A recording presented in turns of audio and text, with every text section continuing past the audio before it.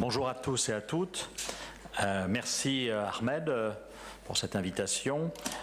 Et effectivement, je vais vous parler d'un sujet qui est relativement peu abordé. Traditionnellement, lorsque on parle du Qatar, on l'a abordé d'ailleurs dans notre livre qu'on a écrit sur nos très chers émirs, qui est un petit peu la spécialité que s'est faite le Qatar depuis une quinzaine d'années, de régler un certain nombre d'affaires douloureuses, des affaires d'otages, en payant des rançons. Alors voilà, c'est un sujet qui est évidemment très très sensible parce qu'il y a à la fois l'humanitaire et la politique.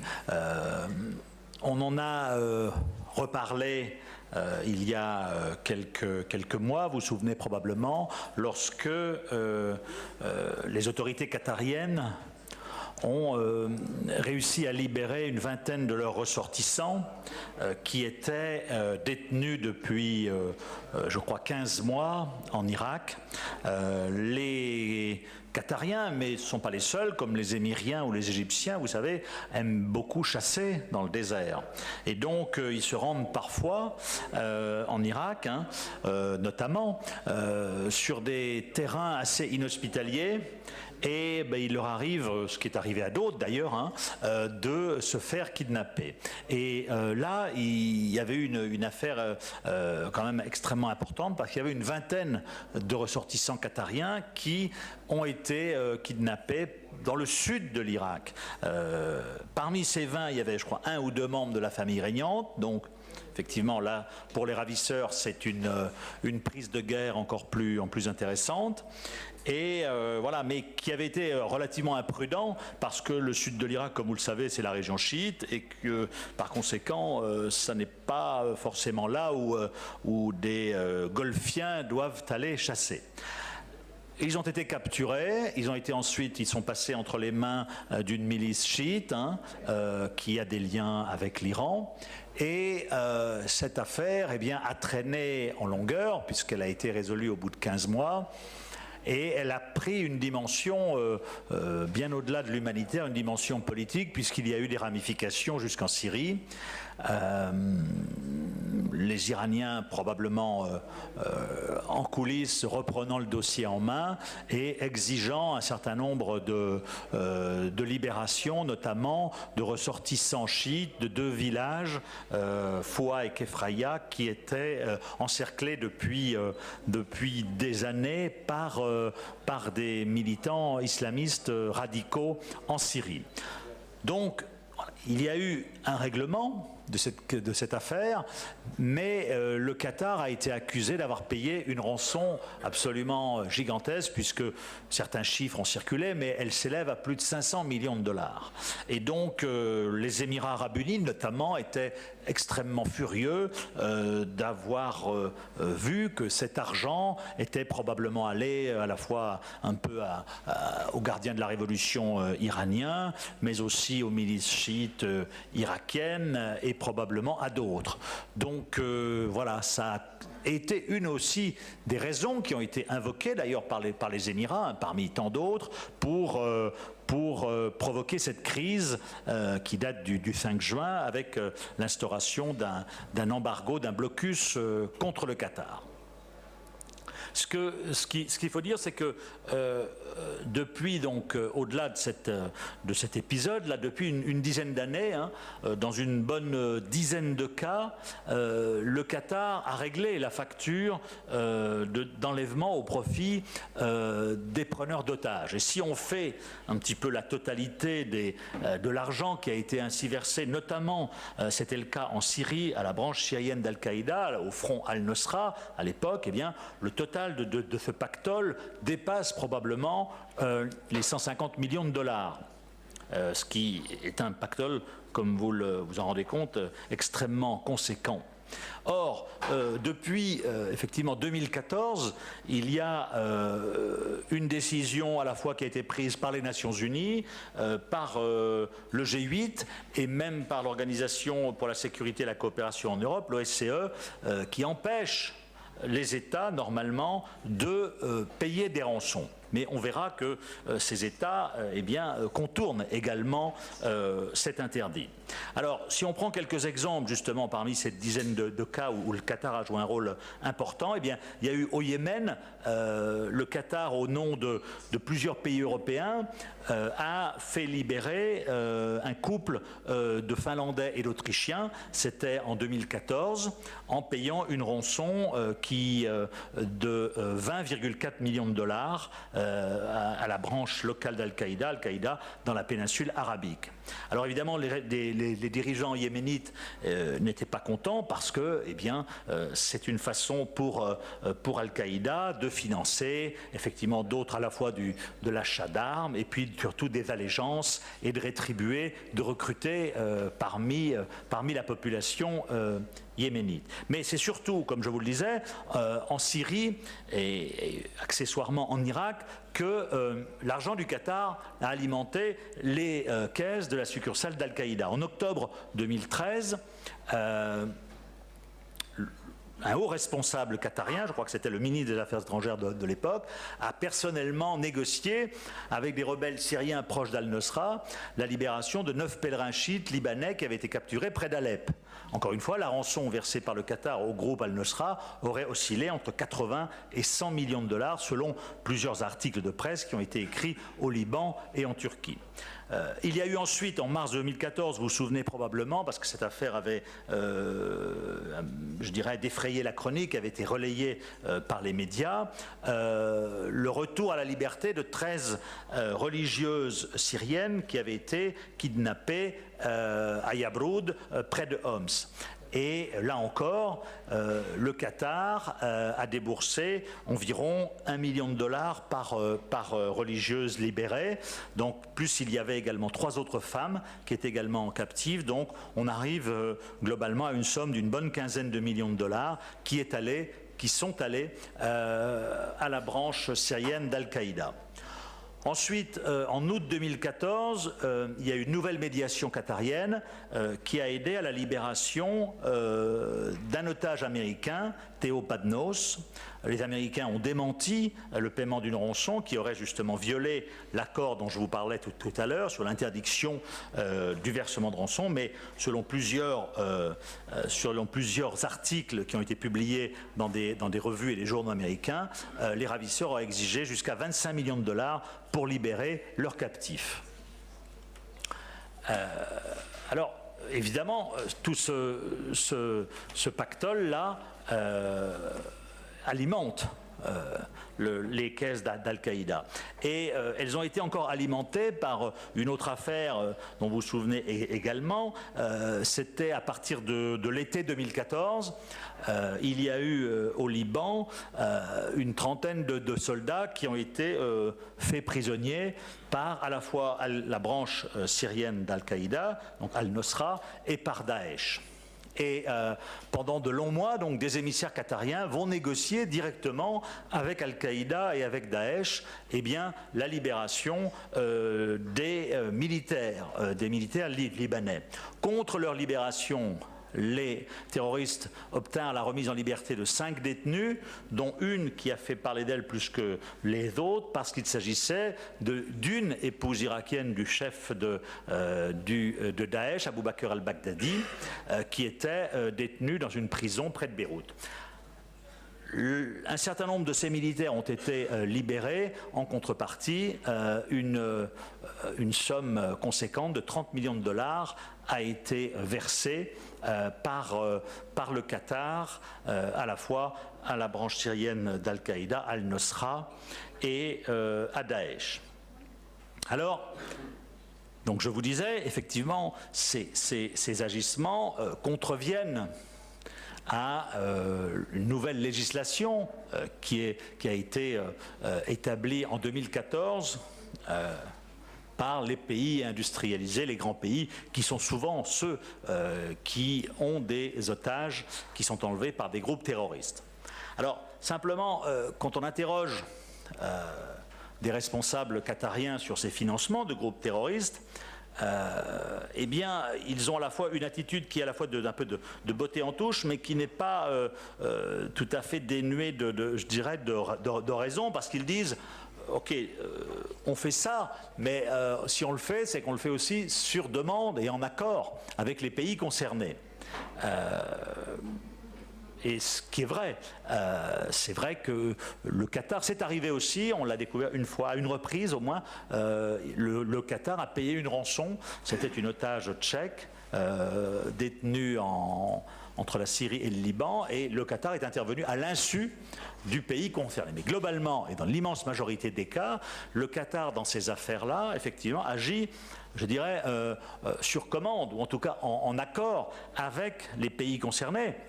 Lorsque nous avons été otages en Irak en 2004, détenus non pas par Al-Qaïda, Dieu merci, sinon je ne serais probablement pas là, mais par un mouvement salafiste qui s'appelait l'Armée islamique en Irak, qui était constitué effectivement d'une direction salafiste et d'un noyau dur autour qui était des anciens bassistes, des anciens espions militaires de Saddam Hussein, etc. Eh bien, la France a utilisé les recours du Qatar, à la fois Al Jazeera, qui a joué un rôle important, parce que pour la première fois, Al Jazeera a appelé à notre libération, à la libération d'otages étrangers, et puis on l'a appris après, parce que un jour, je titillais un petit peu le ministre des Affaires étrangères qatarien lors d'un déjeuner, et il m'a dit arrêtez de m'embêter parce qu'on a payé la rançon pour vous. Bon, donc s'ils ont payé la rançon, c'est qu'ils l'ont fait avec l'accord du gouvernement français. Donc c'est vrai que... Alors, on peut objecter que ce groupe, l'armée islamique en Irak, était effectivement un groupe terroriste parce qu'ils ont usé, ils ont usé de méthodes terroristes pour détenir des civils et en particulier des journalistes. Simplement, ils n'ont pas été complètement fermés au dialogue puisqu'ils ont négocié avec un pays comme la France et que d'ailleurs ensuite ce groupe, une partie du groupe, a rejoint Al-Qaïda et l'autre partie a rejoint ce qu'on appelait la Sahwa, c'est-à-dire le réveil, les sunnites, les anciens insurgés sunnites qui sont passés du côté des Américains pour combattre justement Al-Qaïda. Donc effectivement, ce qu'il y a dans ces affaires-là qui sont des affaires un petit peu compliquées, il y a à la fois de la part du Qatar, si vous voulez,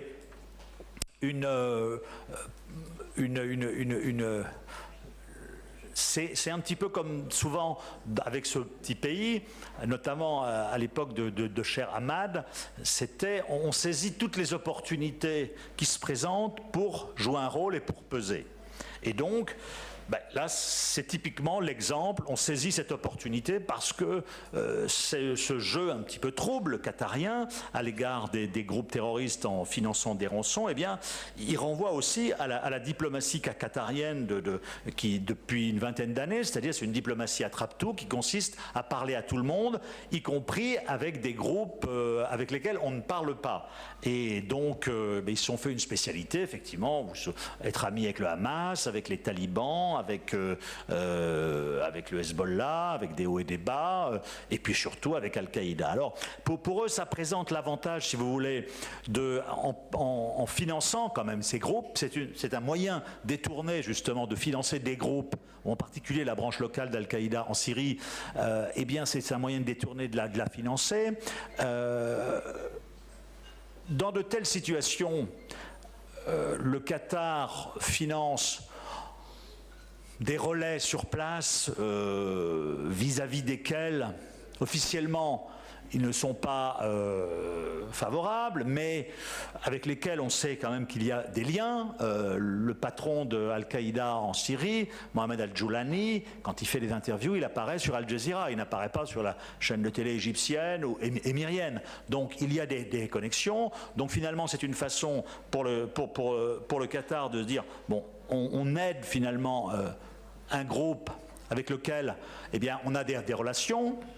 en l'aidant, en le finançant, on peut aussi participer à l'évolution de sa prise de décision. On l'a vu ensuite lorsqu'il y a eu une tentative justement à l'instigation du Qatar je dirais de relooker Al-Nosra en changeant de nom, etc., pour qu'il soit un petit peu soit halal, soit kasher. Bon, ça n'a pas marché. Donc effectivement, c'est pas tout à fait inutile d'avoir cette spécificité qatarienne. Simplement, ça pose le problème qu'effectivement, ils financent des groupes terroristes. Et puis alors, effectivement, ils rendent service aux pays concernés, parce qu'ils disent on fait de l'humanitaire. Après tout, si on verse de l'argent, c'est parce qu'on nous le demande. On ne le fait pas, dans la plupart des cas, à l'insu des pays qui le sollicitent. Et puis, donc, ça renforce le rôle de partenaire incontournable dans le cadre de cette diplomatie attrape-tout qui a longtemps été leur marque de fabrique. Donc, voilà, je crois qu'il y a à la fois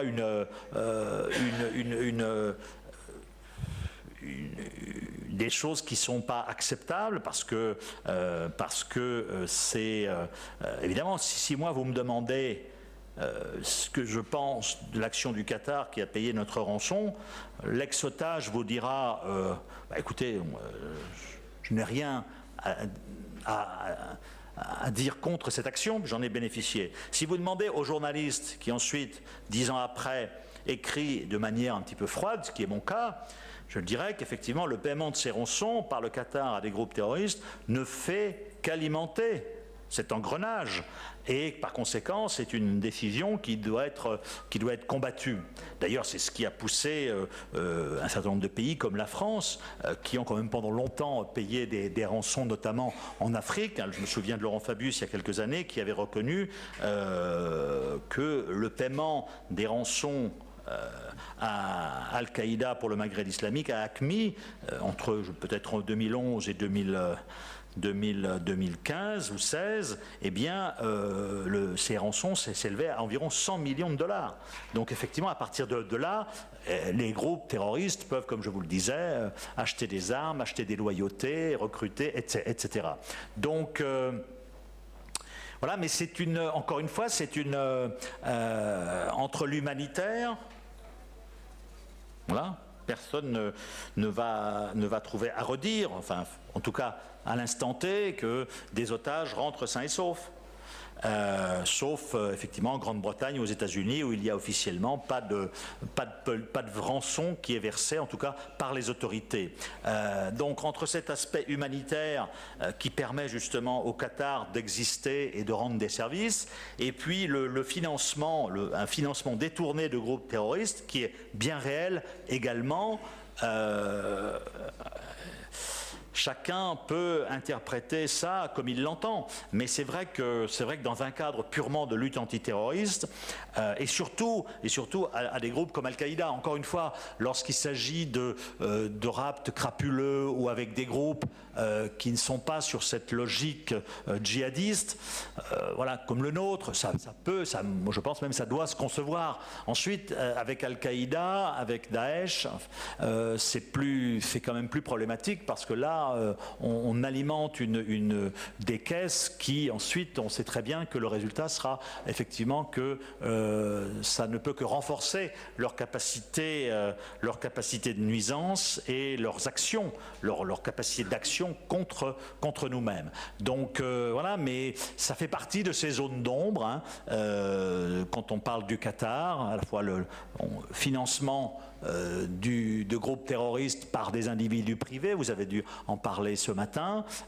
quelques unités, une bonne demi-douzaine, qui théoriquement à l'insu des autorités, mais probablement pas, eh bien, finance ces groupes terroristes. Et puis il y a aussi cette action un petit peu en marge, dans une zone grise, mi-humanitaire, mi-politique, où le Qatar, eh bien, se glisse entre les mailles du filet, intervient, mais s'il le fait, encore une fois, on est un petit peu, oui, dans l'hypocrisie, parce que s'il le fait, c'est qu'il rend service, mais ça a un coût, et ce coût, c'est que ça accroît la capacité capacité d'action des groupes terroristes. Voilà ce que je voulais vous dire sur cette question qui est un petit peu sensible, mais qui est réelle. Et ensuite, c'est aux pays concernés, c'est à la communauté internationale d'agir. Mais c'est un petit peu compliqué parce que même des pays comme la Grande-Bretagne, mais la Grande-Bretagne encore vraiment a une politique très stricte de non-paiement de rançon, y compris par des pays tiers. Mais les États-Unis, on a vu qu'il y a eu quand même quelques entorses au règlement. En France, officiellement aujourd'hui, on ne paie plus de rançon, mais s'il y avait des cas, je suis sûr que on taperait un petit peu à toutes les portes pour voir comment on peut sortir nos otages d'une situation difficile. Et souvent, effectivement, eh bien, on va frapper à la porte du Qatar parce que ils ont cette politique, comme vous le savez, qui est quand même un peu incohérente, mais qui lui a permis d'exister, mais qui aujourd'hui, à la faveur de la crise, justement, avec l'Arabie Saoudite et ses voisins émiriens,